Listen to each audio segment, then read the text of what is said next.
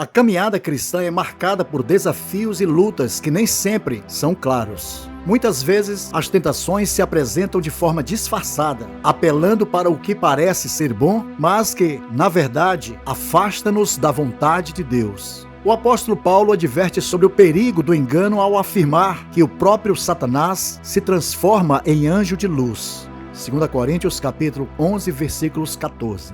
Essa estratégia sutil nos alerta para a importância de estarmos sempre vigilantes, buscando discernimento e sabedoria do Espírito Santo. Neste segundo episódio, vamos explorar 7 pontos que revelam como o inimigo utiliza sutilezas para nos desviar do propósito de Deus e como a palavra nos orienta a resistir firmemente.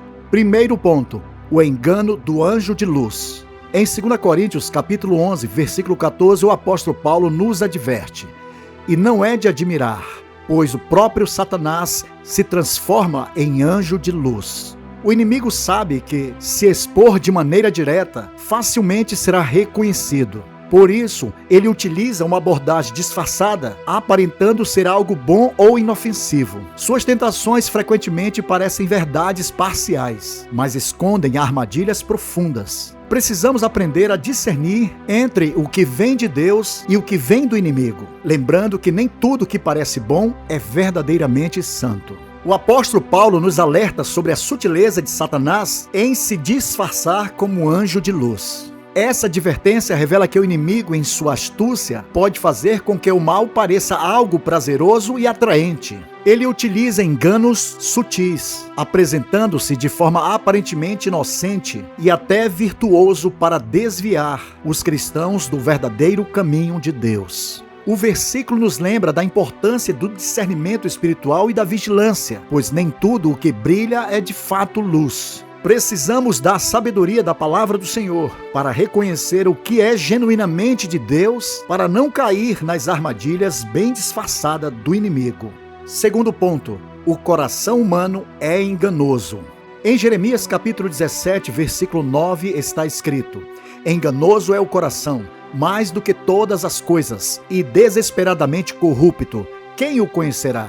A Escritura nos adverte sobre a natureza enganosa do coração humano. Muitas tentações vêm na forma de desejos que parecem inofensivos, mas que, quando cedidos, nos afastam de Deus. O inimigo sabe usar nossas fraquezas. Por isso, é essencial pedirmos a Deus que alinhe nossos desejos com sua vontade, para não cairmos em tentações ilusórias. O versículo também destaca a inclinação humana ao auto-engano e a inclinação para o pecado, mesmo quando buscamos o que é certo. Muitas vezes, nossos próprios desejos e emoções nos afastam do que é justo e agradável a Deus, revelando nossa necessidade de dependermos dele e da sabedoria de sua palavra. Somente Deus, que conhece o coração de maneira completa e perfeita, pode purificar por meio do sangue de Cristo e guiar nossas intenções para que vivamos em conformidade com sua vontade. Portanto, devemos confiar menos em nossos sentimentos e mais na direção de Deus, que sonda e conhece todas as coisas. Terceiro ponto, discernimento espiritual, nossa defesa contra o engano. Em João capítulo 16, versículo 13, Jesus disse: "O Espírito da verdade, ele vos guiará a toda a verdade." Sem o discernimento do Espírito Santo, facilmente podemos cair nas armadilhas camufladas do inimigo. O discernimento é a habilidade de distinguir a verdade da mentira e de identificar os propósitos de Deus em nossas vidas. O Espírito Santo é o nosso guia e a dependência dele nos protege dos enganos que tentam nos afastar da verdade. Quarto ponto, o caminho espaçoso e o perigo da atração pelo fácil. Em Mateus capítulo 7, versículo 13, Jesus nos adverte: "Entrai pela porta estreita, porque larga é a porta e espaçoso o caminho que conduz à perdição."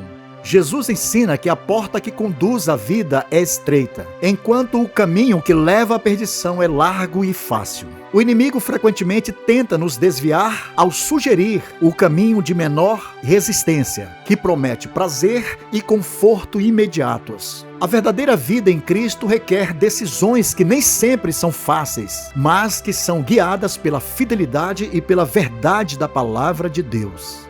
Quinto ponto: a palavra de Deus, nossa espada contra as tentações. Em Efésios capítulo 6, versículo 17, o apóstolo Paulo nos adverte: tomai também o capacete da salvação e a espada do Espírito, que é a palavra de Deus. A palavra de Deus é a nossa principal defesa contra as mentiras do inimigo. Quando Jesus foi tentado no deserto, ele usou as Escrituras para resistir a cada tentação. Conhecer e meditar na palavra nos permite responder às seduções com a verdade de Deus, revelando a falsidade das tentadoras promessas vazias do pecado. Sexto ponto: vigiai e orai para não cair em tentação. Em Mateus capítulo 26, versículo 41, Jesus disse: vigiai e orai para que não entreis em tentação. Na verdade, o espírito está pronto, mas a carne é fraca. Jesus aconselha seus discípulos a vigiar e orar, pois o espírito está pronto, mas a carne é fraca.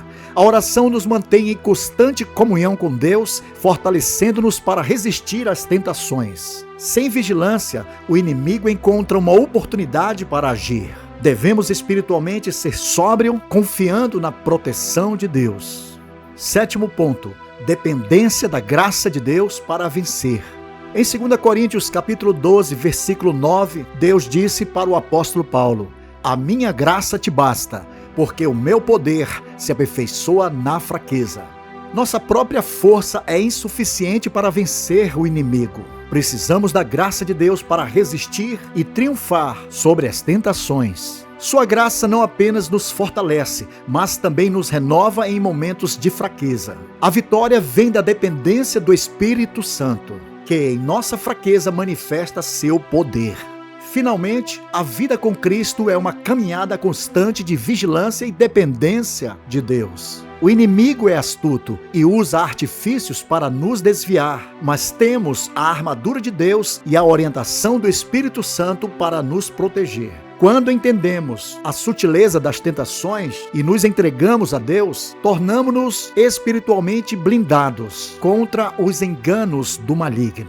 Que cada um de nós, firmado na palavra de Deus e fortalecidos pela oração, possa resistir às artimanhas tentadoras do inimigo, permanecendo firmes em Cristo e fiéis ao propósito de Deus. Amém. Bem, queridos, chegamos ao final do segundo episódio desta série, O Perigo em Subestimar o Inimigo. Se você ainda não se inscreveu em nosso canal, inscreva-se agora para não perder o terceiro episódio. Nele você receberá mais conhecimento sobre este tema, tão essencial para a sua vida espiritual, aumentando seu discernimento, promovendo seu crescimento e fortalecendo sua firmeza para resistir o inimigo. Compartilhe este vídeo com seus amigos, deixe seu like e sinta-se bem-vindo. Que a graça de nosso Senhor Jesus Cristo esteja com todos vocês. Amém.